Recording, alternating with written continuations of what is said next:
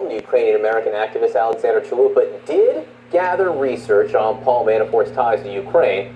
Ultimately, Manafort did resign as chairman of the Trump campaign. Now, Chalupa denies that DNC officials asked her to collect information from the Ukrainian embassy itself. Okay, so let's discuss. We need some help here. We have David Stern. He co-wrote the initial Politico article on which all of this is based, and CNN politics producer Dan Merica, who covered Hillary Clinton on the campaign trail and has a new statement from Alexandra Chalupa. Okay, so let's start at the beginning.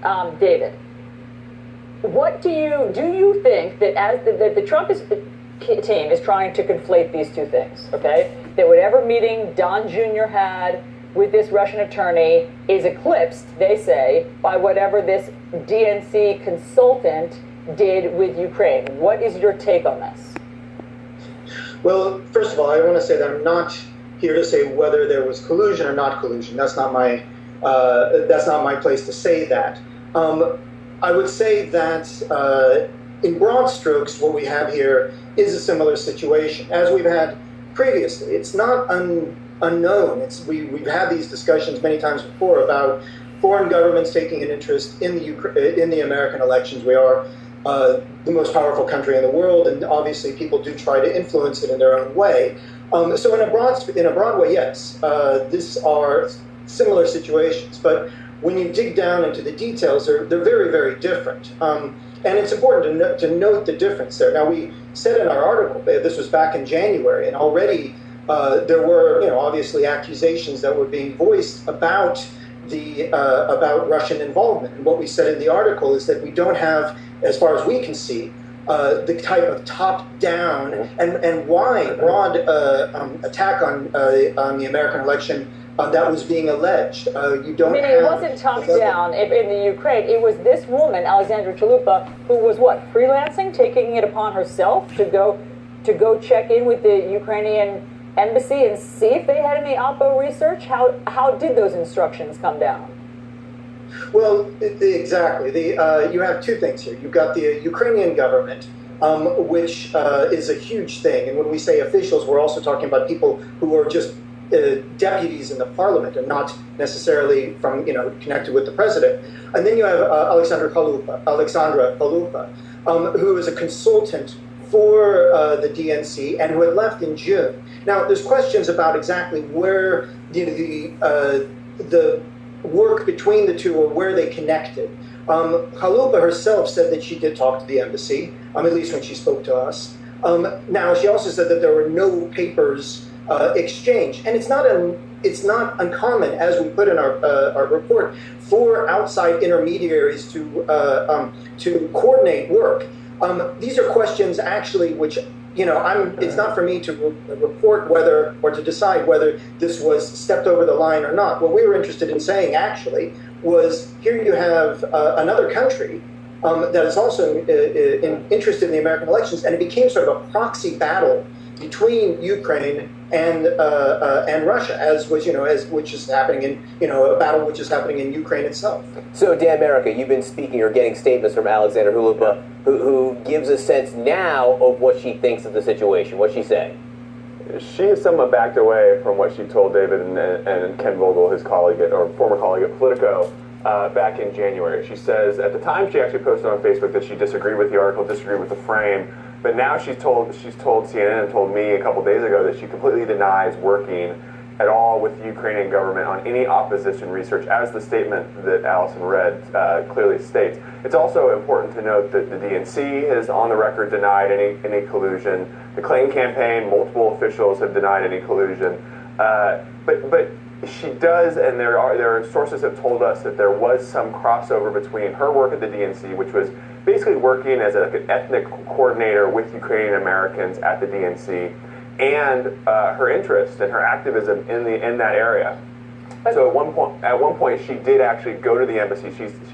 Sources tell us she did go to the embassy and was asked by someone at the DNC if the president of Ukraine would be willing to take a question at a press conference about Paul Manafort, the Trump campaign. He was hired basically to do delegates and then moved and morphed into the head of the campaign. He had a long track record of work in Ukraine that raised a lot of suspicions with Ukrainian Americans, including Mrs. Chalupa. And they were asked, actually, would the president of Ukraine want to take or be comfortable with taking a question at a press conference, and Ms. Chalupa went to the embassy and actually asked officials there, and she was told no, and then reported that back to the DNC. That's the extent that we've been told that her activism has kind of crossed over into her work with the DNC. David, let me just read this statement from her again, just so everyone's clear. During the 2016 U.S. election, I was a part-time consultant for the DNC running an ethnic engagement program. I was not an opposition researcher for the DNC, and the DNC never asked me to go to the Ukrainian embassy to collect information. Does that square with your reporting and what she told you in January? Well, to be honest, Ken Vogel, who co-wrote the piece, he was the one who spoke to Alexandra. Now, I wasn't there for the entire conversation, but it was on the record, so it's easy to find out exactly what she said. That's possible, I guess you could say, from what I understand of what we reported and what she's saying, that the DNC did not ask her to go to the embassy. She had these relations with the embassy. She was possibly, you could say, freelancing when she spoke to them. Now, there was obviously cooperation, or there seemed to be some work which she admitted to when she spoke to us. But the question here, I guess, is whether or not the DNC was asking her to do this. And remember, I said she was a consultant until June of 2016. So, it's entirely possible that this was of her own, that she did this on her own. All right, guys, thanks so much. We want to get a take from the Clinton campaign, a former member of that team. Joining us now is Karen Finney, former senior advisor and spokesperson for Hillary Clinton's campaign. Karen, it's clear what this isn't.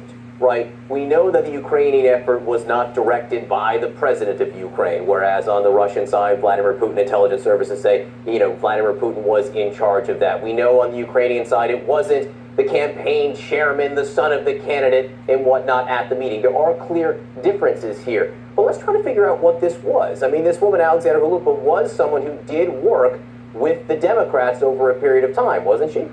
Well, it's my understanding at the time, again, I just know this from the Politico reporting, that she was a consultant to the DNC at the time, and I can tell you, and I think Dan's own reporting can also tell you, I never met with her. I don't think anybody who was actually part of our research team met with her. I can tell you our director, the person who was directing our Trump research, never met with her. But here's something that's more important, you guys, that I think is getting lost in this.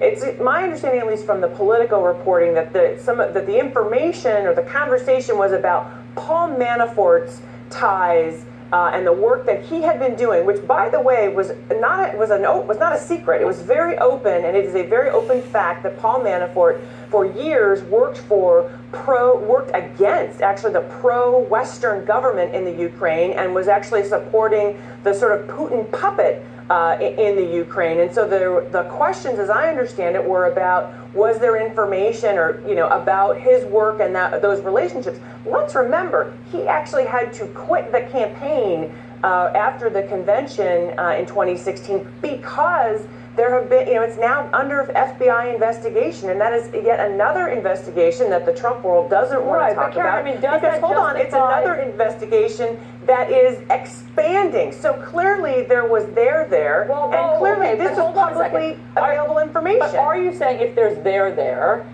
does that justify getting Oppo research from a foreign country? But I think what we're saying is there's no evidence that that's what happened, right? Even David just now from Politico was suggesting, he couldn't say that that's what happened. And in your introduction, you didn't say that that's what happened here. She may have been freelancing and trying to see what kind of information she could get. That is not the same. She most certainly did not sit down with Chelsea Clinton and John Podesta and Robbie Mook and say, here's what I got. And here's the other thing, guys, that I think is so important. Let's not take the bait. What is important here, we are talking about what we now know was the intrusion of a foreign government into our election. We know that in 39 states, they tried to interact with our voter data, and that in the state of Illinois says there were efforts to actually try to delete and change voter data. Now that is very serious. We are talking about a hostile foreign government trying to impact the outcome of this election. They were very clear with Don Jr. about what their goals were, and he decided that that meeting was okay. This is a total false equivalency here. Look, as I've been saying, this is not apples to apples. It just isn't. These are two very different things that happen here, and we've outlined what the differences are. We are trying to figure out, though, the best we can, the fact versus the spin here. And one of the things that David Stern said is that at a very high level here, what it does seem that you might have is another government, in this case the Ukrainian government, that did have an interest in the outcome of the U.S. election and may have done something, whether it be provide documents, provide information when someone was asking for it. Do you deny that? I don't know. I mean, I certainly don't have any. I don't have that. I was not part of any conversation like that, nor was anyone. At the DNC. I mean, they've said there was no collusion with the Ukrainians, and I can tell you on the part of the campaign, there was no such thing that happened. And again, I think it's important to remember that a lot of the information that it seems like, just from what I've read in reports that we're talking about, it's public information. That Paul Manafort was doing this work in the Ukraine. So I think again, I mean, and his ties to the Russians, that was an issue from the time he was part of the campaign. There were a lot of reporters working on that story as well. And I think in the political reporting, they mentioned that there were a number of reporters actually in touch with the Ukrainian embassy to try to get information. And that's not the same thing as actually making it clear that you have a strategy that goes all the way to the top, like Vladimir Putin, who is former KGB, who has made it very clear that he wanted Donald Trump president and he did not want Hillary Clinton to be president. All right, Karen Finney, great to have you with us this morning from some perspective from the Clinton campaign itself. Appreciate it.